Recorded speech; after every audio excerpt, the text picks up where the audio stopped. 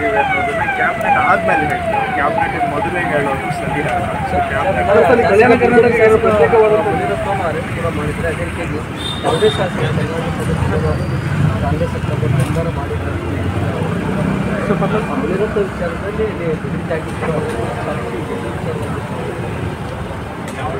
ಎಲ್ಲವೂ ಕೂಡ ಕಾನೂನಿನ ಅಡಿಯಲ್ಲಿ ಪ್ರಕ್ರಿಯೆ ನಡೀಬೇಕಾಗುತ್ತೆ. ಕಾನೂನು ಪ್ರಕಾರ ನಡೀತಾ ಇದೆ. ಏನಾದರೂ ಕಾನೂನು ತಪ್ಪಿ ನಾವು ನಡೆದರೆ ಮಧ್ಯಪ್ರವೇಶ ಮಾಡಿ ನಮಗೆ ನಿರ್ದೇಶನ ಕೊಡೋದಕ್ಕೆ ನ್ಯಾಯಾಲಯಗಳಿಗೂ ಕೂಡ ಅಧಿಕಾರ ಇದೆ. ಸೊ ನಾವೇನಾದರೂ ತಪ್ಪು ಮಾಡಿದರೆ ನ್ಯಾಯಾಲಯದ ನಿರ್ದೇಶನನೂ ಕೂಡ ಕೊಡಬಹುದು. ಅದಕ್ಕೂ ಸಹ ಸ್ವತಂತ್ರ ಅವಕಾಶ ಇದೆ. ಆದರೆ ಸುಮ್ಮನೆ ನಾನು ಇಷ್ಟ ಬಂದಿದ್ದು ಹೇಳಿದ್ದೆಲ್ಲ ಕಾನೂನು ಆಗೋದಿಲ್ಲ. ಕಾನೂನು ಪ್ರಕಾರ ನಾವು ನಡ್ಕೊಳ್ಬೇಕಾಗುತ್ತೆ. ಸಾಕ್ಷಿ ಆಧಾರದ ಮೇಲೆ ಪೊಲೀಸ್ನವರು ಕೆಲಸ ಮಾಡ್ತಾರೆ.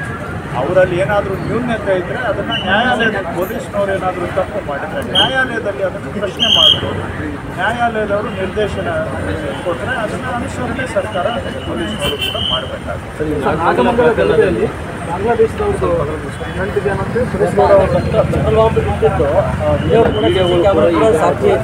ಬಹಿರಂಗ ಆಗಿದೆ ಸರ್. ಈ ವಿಚಾರವಾಗಿ ಸರ್ ನೋಡಿ, ತನಿಖಾ ಸಂಸ್ಥೆಗಳಿದ್ದಾವೆ.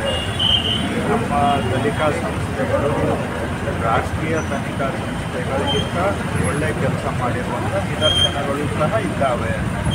ಅನೇಕ ವಿಷಯಗಳಲ್ಲಿ ನಮ್ಮ ತನಿಖಾ ಸಂಸ್ಥೆಗಳು ಸಾಕಷ್ಟು ಪ್ರಗತಿಯನ್ನು ಮಾಡಿದ್ದಾವೆ. ಸೊ ಹಾಗಿರುವಾಗ ನಮ್ಮ ತನಿಖಾ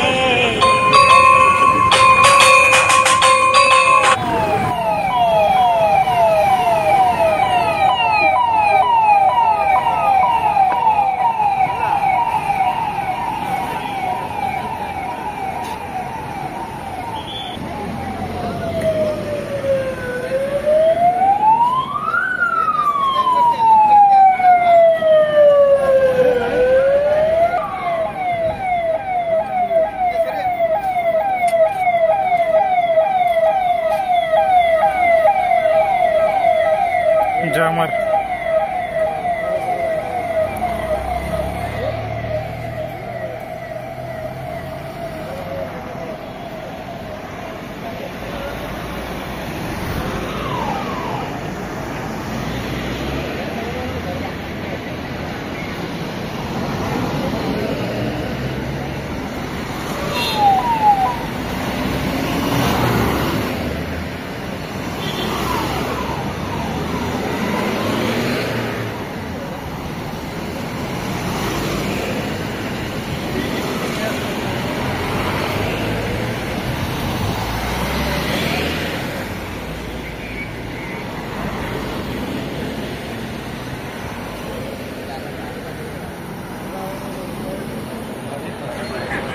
ಅವೆಲ್ಲ ಬದಿಗಿಟ್ಟು ಕಾನೂನಿನ ಪ್ರಕಾರ ಕ್ರಮ ತೆಗೆದುಕೊಳ್ಳೋದಕ್ಕೆ ನಮ್ಮ ಸರ್ಕಾರ ಬದ್ಧವಾಗಿದೆ.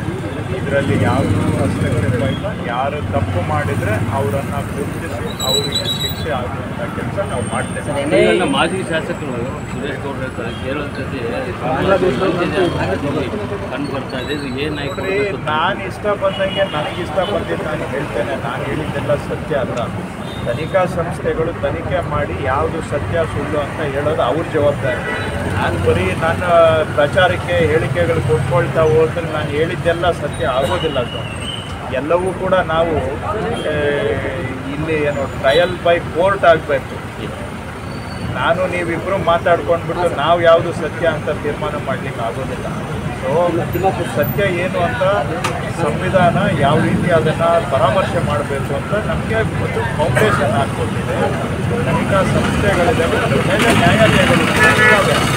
ಯಾರಾದರೂ ಆ ಥರ ಇದ್ದರೆ ಯಾರೇ ಇರಲಿ, ಯಾವುದು ದೇಶದವರಿಗೆ ಯಾವುದು ರಾಜ್ಯದವರಿಗೆ ಯಾರಿಗೂ ಕೂಡ ಬಿಡುವಂಥ ಪ್ರಶ್ನೆ ಇಲ್ಲ.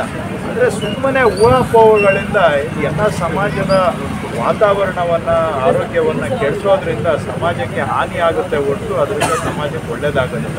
ಸೊ ಹಾಗಾಗಿ ಸತ್ಯನಿಷ್ಠೆಯಿಂದ ತನಿಖೆ ಆಗಲಿ. ಯಾರು ತಪ್ಪಿತಸ್ಥರಿದ್ದಾರೆ ಅವರಿಗೆ ಶಿಕ್ಷೆ. ಸರಿ, ಗೃಹ ಸಚಿವರು ಇದೊಂದು ಸಣ್ಣ ಘಟನೆ ಅನ್ನೋಂಥ ಸ್ಟೇಟ್ಮೆಂಟ್ ಕೊಟ್ಟರು. ಆದರೆ ಇತ್ತೀಚೆಗೆ ಸಿಗ್ತಕ್ಕ ದಾಖಲೆಗಳು ಅಂತ ವಿಡಿಯೋಗಳು ಏನಿದೆ ದೊಡ್ಡ